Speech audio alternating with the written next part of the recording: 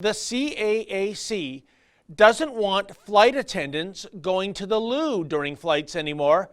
Yep, no more bathroom breaks. Hey folks, don't you think air travel is horrendous enough as is? The misery begins even before you get on the plane, actually. You arrive at the airport hours early to go through security, removing your jacket, your belt, your shoes. The whole process makes me feel as though I'm auditioning for the Chippendales. You know, I'm going to fail that audition every single time. Then there's the airplane washroom, something that would be oh so comfortable if only the human physique resembled that of a hobbit. And of course, this being 2020, you gotta mask up. Don't you even dare try telling the flight attendant you've got a mask exemption. She's going to go from the flying nun to Nurse Ratchet in 0.6 seconds flat. All right. What seems to be the problem? You're under arrest for causing a disturbance, so... What disturbance did I cause? Exit the plane. What disturbance did I cause? Excuse me. We're gonna exit. Excuse me, I'll exit the plane, but what disturbance did I cause? Mask? What disturbance did I cause? You have a mask? What disturbance did I cause? Anything you say may use as evidence. That's fine, so I'm asking what I'm under arrest for. There's no trial right now, sir. We're getting off the plane. That's what... But just when you thought jet setting couldn't get any worse, along comes a recommendation from the Civil Aviation Administration of China. The CAAC recently released new guidelines for China's airline industry.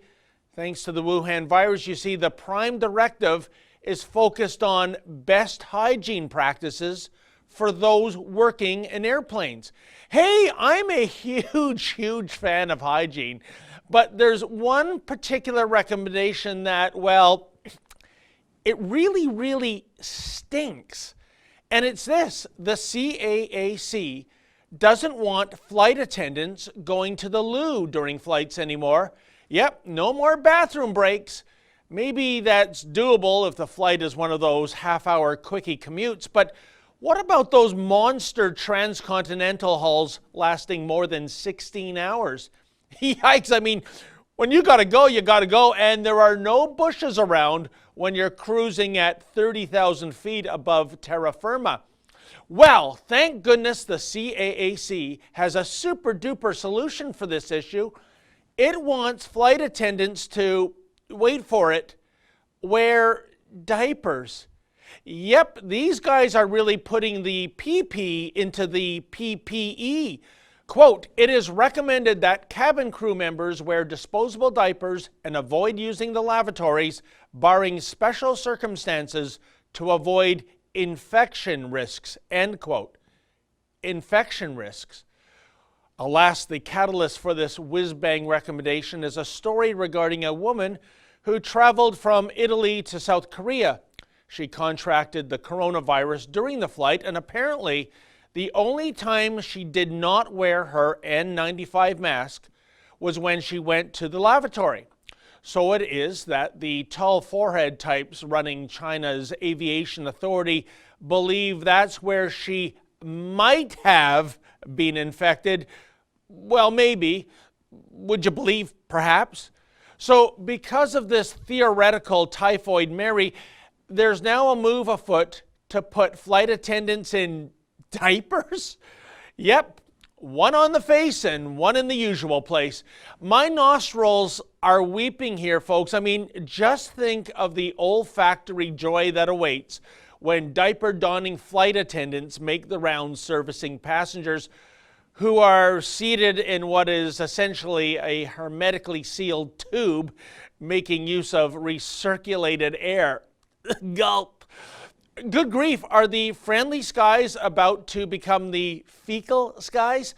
Granted, so many of those flight attendants might look ever so cute in their uniforms, but methinks the fantasy dies a gruesome and quick death once that sexy coffee, tea, or me stewardess walks down the aisle with a freshly dispensed number 2 residing in her Depends. No, ma'am, no snacks for me, please. I'm on a strict diet, and I'm definitely passing on that amber-hued Mountain Dew.